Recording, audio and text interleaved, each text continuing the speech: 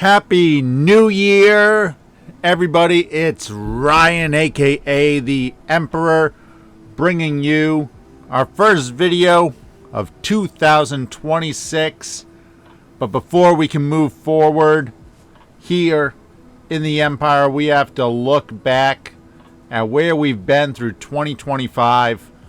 So, first things first, a little bit about myself. My New Year's resolution for last year, 2025, was to play more Digimon. And while we had our ups and downs, we definitely played a lot more Digimon. The locals I go to now is only like 15 or so minutes from my work, and I can go there right after I get out of work on Saturdays. So that works out very nice. Building a community there. Had our first ever Cube Draft season, which you got to see some of, and we'll be starting that up again this month. So definitely look forward to videos. Probably the 3rd or 4th week of January we'll have Cube Draft videos. But yeah, we're going to take a look back at the Digimon card game 2025 and see what the best and worst cards were. And we had a lot of sets and stuff come out in 2025. So you had EX8 Chain of Liberation, just bam, like second week of January, really quick there. Then we had Special Booster version 2.5, which was the rest of BT19 that we didn't get in 2.0, as well as all of BT20. That was at the end of February. Then we had the Adventure starter decks come out middle of April. The next week, World Convergence was legal, and that was when the English side and the Japanese side came together, and all releases, starting with this one, are now global releases. So we had a couple months with that before EX9 versus Monsters came out at the end of June. Then a couple weeks later, like 3 weeks later, BT22 Cyber Eden came out. I wish they would break these up a bit. We go like 8 or 9 weeks and then bang, 3 weeks. Like, how about just a nice steady like 6 weeks? But anyway, middle of July, we got Cyber Eden. Then we got EX10 Sinister Order in September, along with the limited set Billion Bullet in October. Hacker's Slumber came out October 24th. And then we finished off the year with the Sakuyamon Advanced deck on December 5th. Taking a look at some of these sets here. We got EX8 Chain of Liberation. So this had a bunch of Liberator stuff. We had Tyrannomon, we had Rocks, but the best stuff was definitely the Guilmon X Antibody, Galamon X Antibody stuff, as well as the Medieval Galamon right here, Medieval Galamon.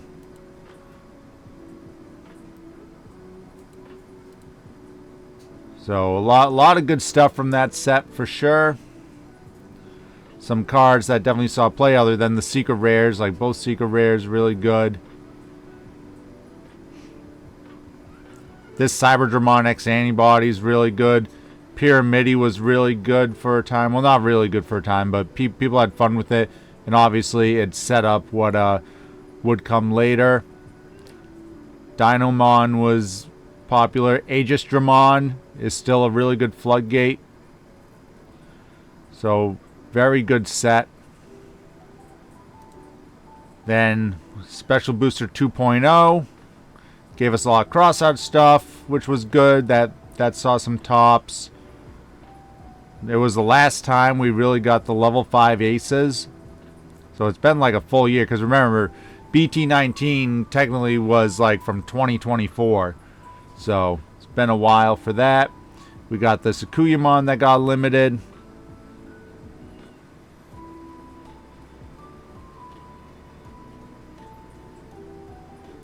Got a bunch of Royal Knight stuff. The Jesmons. A bunch of Royal Knight stuff. Jesmon GX. The Genku was in here. Like, obviously, there's a lot of cards in here. The Genkumon. Genku X. We also got the Imperial Dramon stuff. Purple Imperial Dramon was really good. And the secret rares were Zephaga Ace and Omnimon X Antibody, which was a really good card, of course. Then we got to World Convergence. They brought Atmon into the game. Heroes, Adventure. Medusamon, which is getting support this new set. Coming out beginning of this year. Armor's got some more support. But I definitely feel like we started off really high with like all the Gallimon stuff in EX8. Like really powerful. All the like Royal Knights. And yeah, mostly the Royal Knights stuff from BT20. But also like Genku X, like that sort of stuff. And BT21 was definitely like a step back. Like a lot of people like Galacticmon. The Arrestor Dramon Superior mode saw a lot of play. The secret rares were Gaiamon and the Tai. Where's Tai? There he is. So the secret rares were kind of mid. I have faith in Gaiamon though. One day apps will rise up. But we also got Megidramon, which with the EX8 X Antibody line was a really good deck for a long while before they limited the Rush Guilmon as well as Gravity Crush. But a lot of these purple, red Guilmon cards saw a lot of play. Then we had EX9 versus Monster. Not a lot of good stuff from here. Probably the best stuff, of course, was the secret rare Machine Dramon. Most of these did not load. Let me see if I redo this one, if they'll load.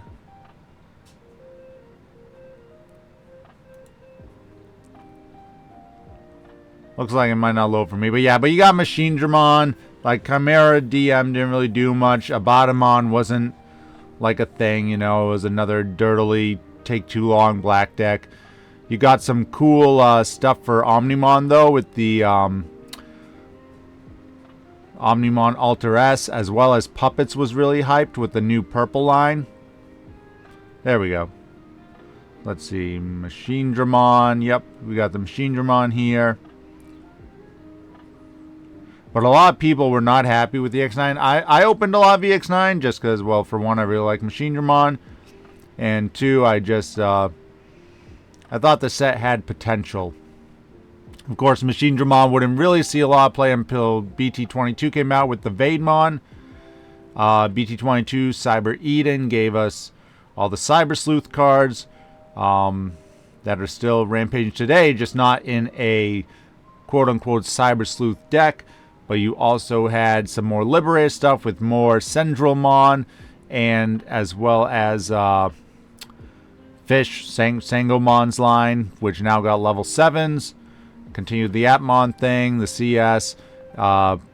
Diaboromon got support, some really good support actually, and there was more Night Fang. Eaters never really turned out to be anything too slow. CS was kind of a big dud when it first came out. Like everyone was really hyped for Alphamon CS.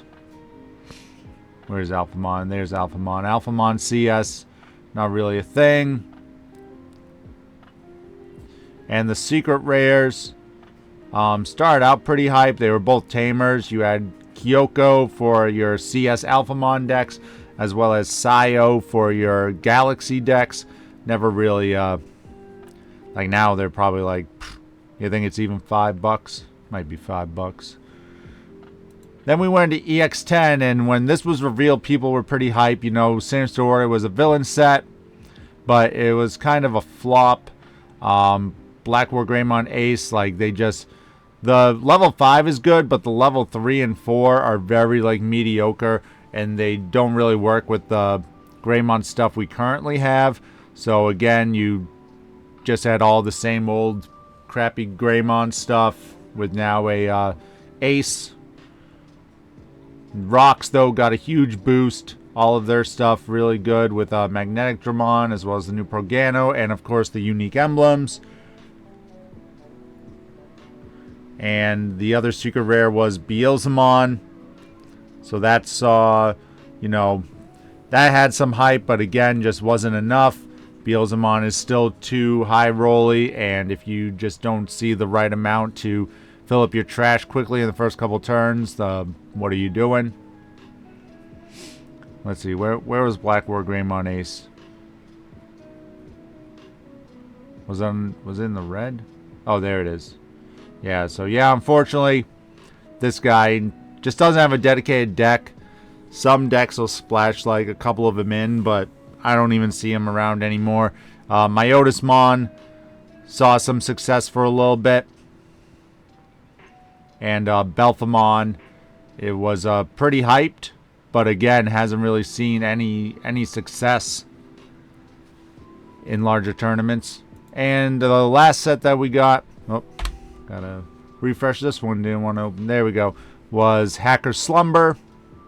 And this one, of course, gave us the Hooties, as well as a lot more Royal Knight stuff, including Jessamon, which really made Jessamon more of an aggro deck. Like, they had the Genku Turtle style, but now you can aggro out, do like a bunch of checks with the Jessamon combo, and then finish with a Genku Turtle to protect yourself if you didn't get like an OTK. So, Shakumon, of course. Royal Base got some support too. I was pretty hyped for Royal Base with the Tiger Vespa stuff, but again, just, I don't know, too fragile, too slow. Like, you need to build up a certain number of cards in your security, and if you don't see exactly the right cards, you're not really doing that until turn 3 or 4, and your opponent's checking your security if they want to, and kind of disrupting you. Craniumon, Great Royal Knight, of course. The new Massamon stuff with Lady Devi and the Angelwomon. So, Ghosts, but again, Ghosts too slow, doesn't do enough. But the secret rares were both really good in this set. Hudiemon, of course, became the best deck in format with its broken loop shenanigans, as well as having a pretty good like backup plan. Like, it's not just an OTK deck. You can definitely like play more of a mid-range style where you just chunk for like 2 or 3 checks.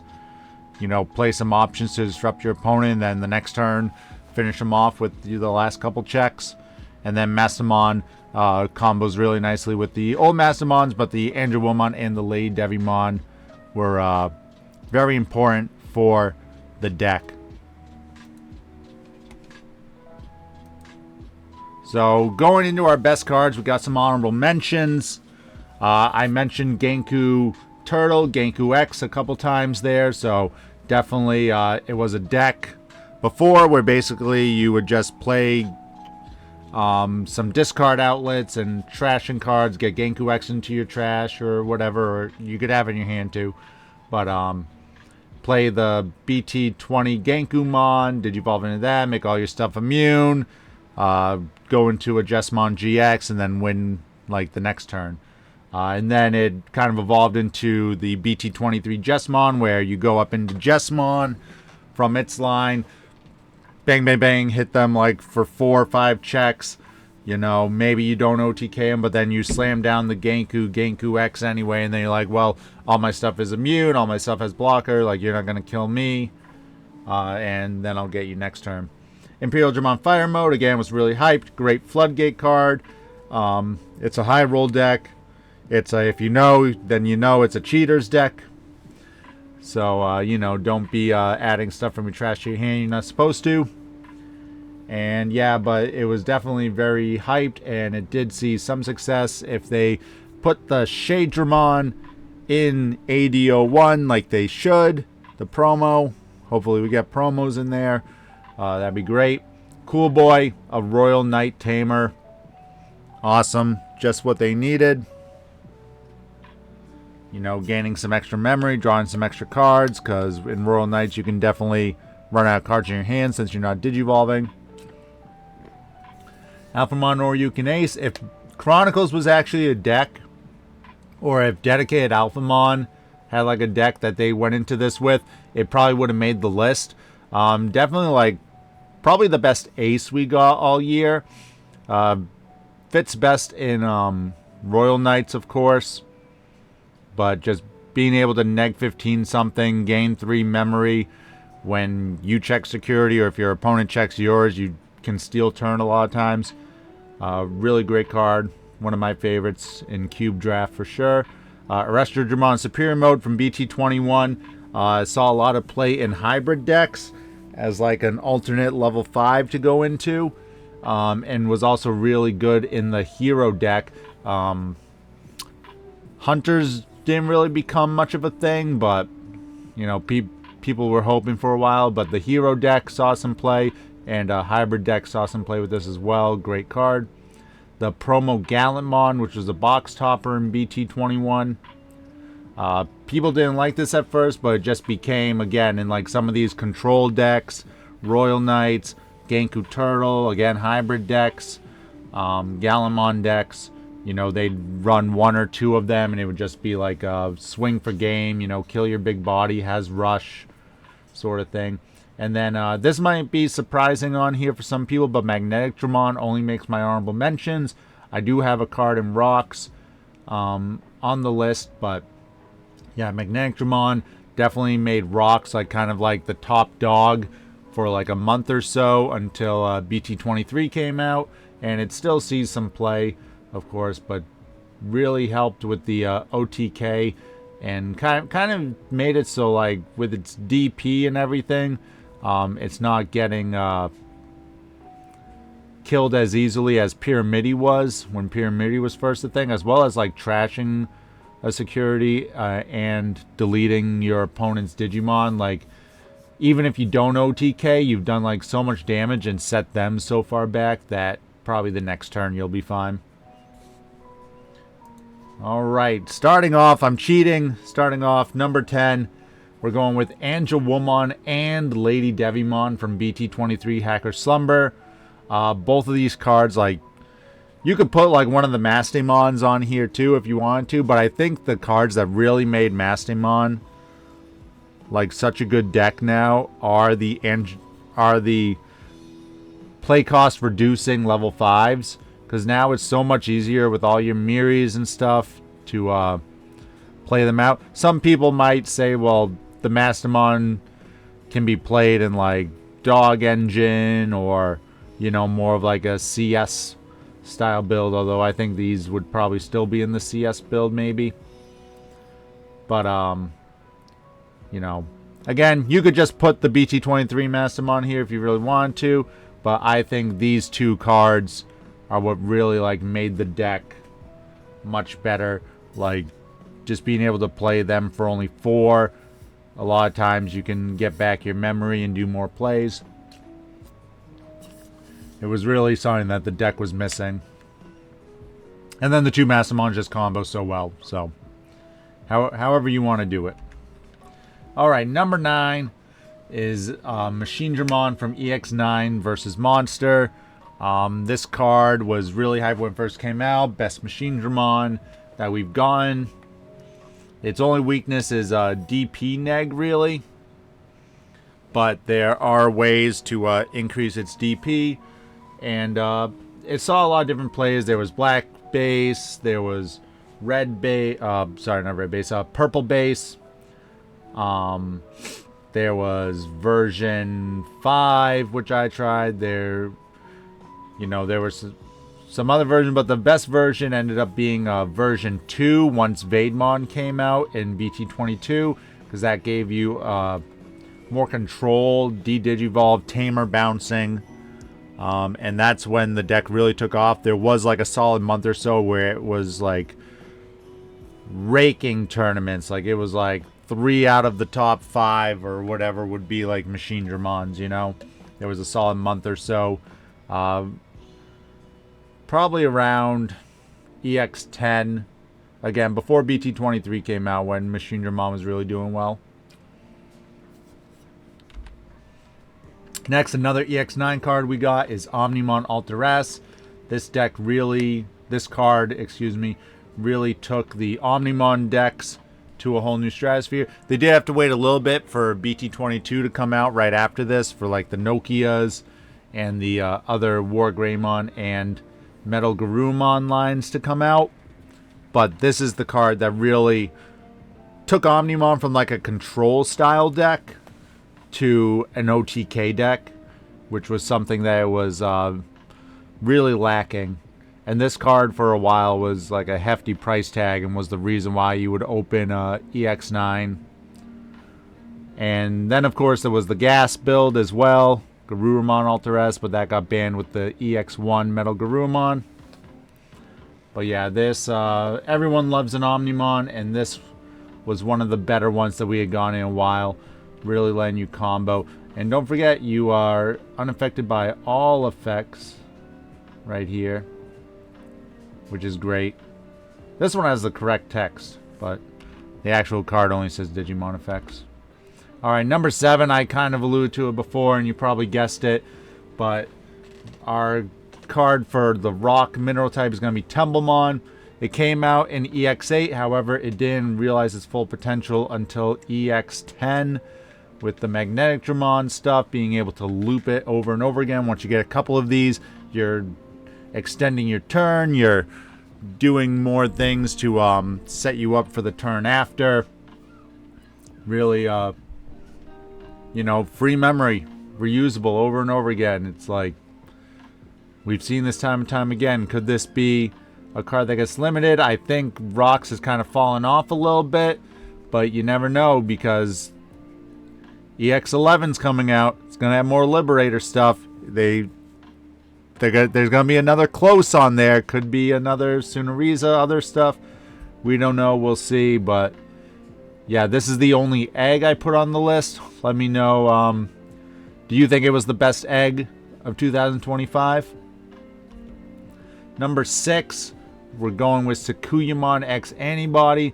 I also kind of thought about the BT19 Sakuyamon, the one that got limited, the draw 2 and everything. But this one not only saw a lot of play when Sakuyamon really took off, you know, going into Valdarms, going into Ruin modes and everything, but it still sees play in the newer version of Sakuyamon, which uses a lot of stuff from the advanced deck. So I think this is definitely the best Sakuyamon card that we got. Plays out a rush body when you Digivolve, lets you play options, use options. We don't play, we use options. Lets you use options for free and then unsuspend, so you're getting in all these attacks. Just, you know, made Sakuyamon probably one of the top 2 decks for a long while before the ban list. And I think with the new stuff from the Star deck, if it gets like just a hair more support, like we just need a little bit more with those plugins, Omiya Jitsu stuff, I think Sakuyamon will still be very nice in the metas, like a tier 1.5 sort of deck that can not only, kind of like how Rocks did, it can OTK and do big damage just because it gets so many unsuspends, extra bodies with the tokens, but you're also controlling your opponent as well by playing all these options for free. Excuse me, using all these options for free. Alright. Don't hate me here. Some of you are going to be like, what? Hudiemon should be number 1.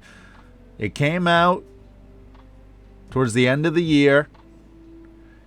And let's be honest, Hudiemon itself, broken card, crazy good, but the reason why most of its like tops and everything is because of the CS rookies, who probably could have been in my honorable mention just because they work in the Hudiemon. But you know, being able to DNA into Shaku and then de-digivolve yourself back into Hudi, like that's where the real power comes from. And I think that the card itself is cracked. The deck itself is cracked. We'll see if it ends up getting hit. If anything coming on BT24 or EX11 can slow it down. But it just wasn't around long enough to make it into like my top 3 or 4. The cards that are coming after this have been here like all year long. Spoilers. Spoilers. But if Hudi, you know, came out in January, like if this was the beginning of 2026 and I was doing this in 2027, then yeah, it would probably be number 1. But for the longevity, I gotta give it some other cards. So number 4 is going to be Omnimon X Antibody from BT20. Put Royal Knights on the map.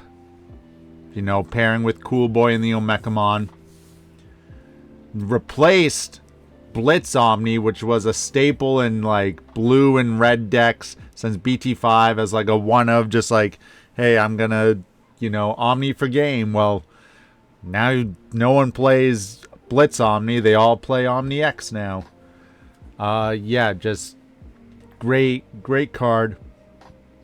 And I think its impact on the game was just huge, and it's shown up over and over again. Royal Knights, Gallimon, Heroes, I think, played it. Doesn't see play really in Omnimon decks just because you got Alter S and everything, but yeah, I don't know. You know, someone slams down the Omnimon X Antibody, tucks it under their Drazel, purges it out, swings again, saves it with Last Guardian, swings again, and you're like, you're not even playing BT13 Omni, and you've checked me 3 or 4 times already with just this one Omnimon X Antibody. Alright, so we've gone over a bunch of our best cards. Now we gotta talk about some of the worst cards.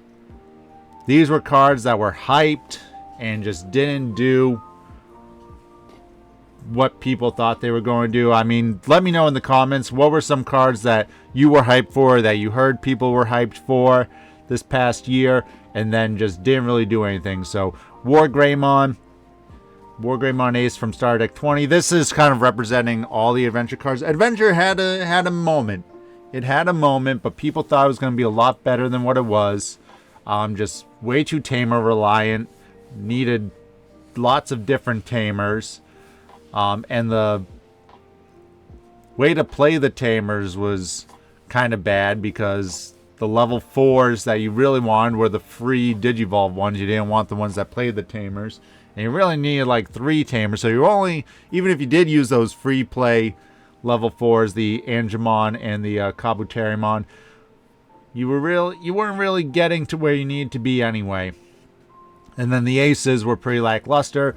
A lot of people tried to do, like, you know, up to champions, up to ultimates, like, and use like the Lilymon and the Mega Kabuterimon, and then go into green aces. Just try and like get your alliance checks off with those. But again, just never got to the level that people thought it was going to. But for a star deck, still very nice. Going to BT21, Galacticmon. I was hearing for like all year, people were like talking like Galacticmon was a deck. It's too slow. Too slow. Too piece reliant. The Jesta, you all know the Jesta, Josh. He loves Galacticmon. Once in a while he'll get a dub on me. I play many different decks. Once in a while he'll get a dub on me with something, with Galactic against something, but I think I probably beat him 9 times before that. Before that happens. Even when he gets a Galacticmon set up and he has like his Ragnarok cannons, like, you can still find ways to play around that. Alright, then we got EX9 Kaguyamon. Everyone was really hyped for the puppets. They thought purple puppets was going to be a big thing. Even after getting even more cards in Cyber Eden, a new Centralmon line and everything, still didn't really see a lot of success in the tournaments. And Kaguyamon, like, the level 5, which I'm blanking on its name right now, the level 5 gives you a free Digivolve. Kaguyamon gives you a bunch of effects with your puppets dying and playing them back out and having blocker and alliance and everything. But for some reason, still not good enough. Still not good enough. I don't know. Tell me, what do you think? What do you think Puppets needs? Like, they're playing Niambumon and Sakuyamon, not Puppets. Then speaking of Cyber Eden, we got a few cards in Cyber Eden. Cyber Eden, honestly, because CS was such a flop, the a lot of archetypes in this set were a flop. So Errata Sonata, I'm putting it there to kind of represent both Eaters and Diaboromon. Again, none of them really saw success. Eaters too slow. Diaboromon, I don't know. I just don't think this errata is what they need. They need a second errata, but this errata doesn't really do anything. You already have Diaboromons that get blocker to all your tokens and everything, so you don't really need another redirect. Memory Setter is nice, I guess, but... And the new Diaboromon is really good. We'll see with Caramon X and Diaboromon X what happens with those. I don't know. Do you think Diaboromon will ever take its place at the top tables? I'm too far. I every once in a while I think, oh yeah, I'll throw together a Diaboromon deck for fun, and then I'm like, oh yeah, I need to pick up a couple more EX6 Diaboromons. I need to pick up all the aces. I don't know, maybe they'll put them in AD01. EX6 they should. I don't know. Again, I don't know how they're going to do promos, if they're going to do them, but... My boy! Guildemon's my favorite Digimon, but as far as Megas go, Alphamon is probably, up there. If I could have my own Digimon line, it would be, Guilmon, going through it, Guilmon to Growlmon to War Growl, but then he goes into, a red variant Omnimon, bam! That'd be so freaking cool. But, yeah, this is, for the main CS build, CS Alphamon. I love the deck. I have the deck put together. I love CS Alphamon. I love the different play lines and all the crazy stuff that CS can do. But again, where is it? What's wrong with it? It got, obviously, more support in Hacker Slumber. More Tamers and some other level 5s that are really good. Another level 6s with the Craniumon that's really good, but... And it's not slow. It can definitely, pop off turn 2, 3, but is it just because it doesn't have the OTK potential? It doesn't have the clapback? I don't know, but again, that's a deck that everyone was pretty hyped for. It's Alphamon. There was an Omnimon, which does see some play in Omni decks. Probably one of the better Omnis other than Alter S. And kind of last is, from this set, is Sayo. So, I thought Galaxy, Galaxy took Worlds last year. I thought with all the new Galaxy stuff, we'd be seeing a lot more of it. It still pops up now and then, but not as much as I thought it was going to be. If you took the Worlds deck, and then a few months later was oh, here's a whole new line for it, and then they barely even touched that line. Yeah, kind of a letdown for Galaxy Nightclaw stands, and the secret rares just held no value in this set. Nothing in this set really held value. I think the most expensive card is probably the totally blanking on her name now, but the Greymon Tamer, the red-black Tamer, probably still the most expensive. And lastly, just to finish it off for the worst cards 2025, EX10. There were a lot of villains. I could have put Black War Greymon Ace up here, but I think people who looked at Black War Greymon Ace saw what it was. Okay, yeah, this is just a big dummy, immune, blocker, raid, whatever. Yeah, you're just a big dummy. Sure, you'll go into some control decks maybe, but you're not making a deck yourself. But Beelzemon Ace, people were hyped for Beelzemon Ace. It was one of the secrets. You can blast Digivolve from an Impmon, all that stuff, And where's Beelzemon? Again, you gotta high roll with it. This isn't doing anything. You can't go in Demon Lords. You can't play aces in 7th grade Demon Lords. So yeah, just disappointing card. Let me know though, do you think any of these cards don't deserve to be on the worst cards 2025 list? And are there any cards that you thought didn't live up to the hype? And that's what I mean by worst cards. Obviously, these cards are good. But compared to where you thought they would be and where they ended up, that's what I'm saying. Alright, number 3. We're in our top 3. Gallantmon X Antibody from Chain of Liberation. It is the North American Nationals deck, winning deck. Like this card, just Gallimon has been living in anguish ever since Starter Deck. What was it? Starter Deck 8? It was 7 or 8, whichever one of those. Like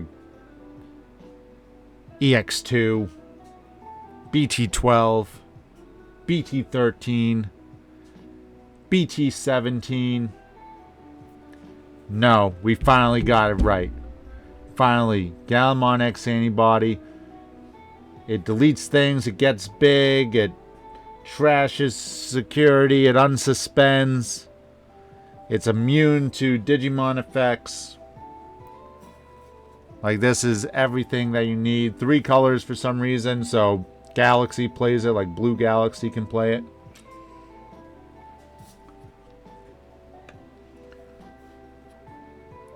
Again, I said Guilmon's my favorite Digimon, so obviously, like, his Mega is still cool. Alphamon's probably my favorite Mega, but Gallimon's still cool, and Gallimon X, even cooler.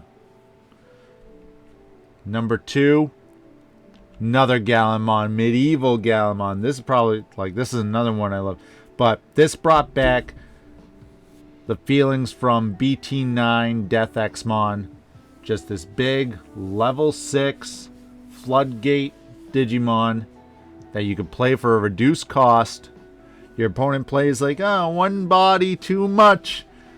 Boom, I'm dropping this for 7, deleting your guy, vortexing into the other guy. And now every time you play a Digimon, I'm gonna get to delete something. Just cracked card. You know, a lot of decks just run like 1 or 2 of these in there. Control decks, again, like Genkumon X was running, Gallimon, Royal Knights. I don't see Royal Knight in there. It's a warrior with Chun-Li Vortex Warriors. Like, its own deck, Vortex Warriors. Like, every time you see success, it's because they found 2 of their medieval Gallimons or whatever, you know? It's not because they found Zafaga Ace. And again, this deck, this card, been around since January of this year. January 10th. Been around all year. Messing people up. Messing up boards. People saying like, oh, as long as they don't got medieval this turn. Or, oh, they play medieval. How do I get around this? How can I play my game now? I got no Digimon out. I got a hatch and raising. I can't get rid of this. It's going to vortex alliance into me. Great card. But it was not worthy of our number 1. That goes to another card from Chains of Liberation. Yes, 3 cards in a row from EX8, and that has to go to Houdini here. Escaping death, escaping the ban list. Growlmon X Antibody. The sins that this man has committed. Listen, they gutted the deck, right? They tried. They were like, oh, get rid of the Rush Guilmon, get rid of the extra memory Gravity Crush. That'll be good. Nope. This engine, Growl X engine, still pops up. Like, this was running rampant even after the ban list. It's still doing really good. And I just think it's crazy how these level 4X antibodies keep getting away with it. As your Emperor, I will not let it stand. However, I will be putting 4 of these into every Gallimon deck that I make, of course. Listen, birds. Put in birds, I guess. Not as good now anymore, but Bird Engine. People are trying Machine Dramon. Like, it's just good. Drawing extra cards, playing out free rookies. You delete an opponent's Digimon, gaining memory. You use it with the BT21 Guilmon line. When it dies, you're gaining memory. Really good. Great card. And let me know your thoughts. What's your number 1 card of 2025? Best wishes for your 2026. Make sure to hit that like button. Make sure to subscribe If not already, drop a comment. Let me know your thoughts on the list. Let me know your favorite Digimon memory from 2025. Could be the card game, could be the webcomic, could be video game, could be the anime, whatever. We had a great year, 2025. I love you all. Happy New Year.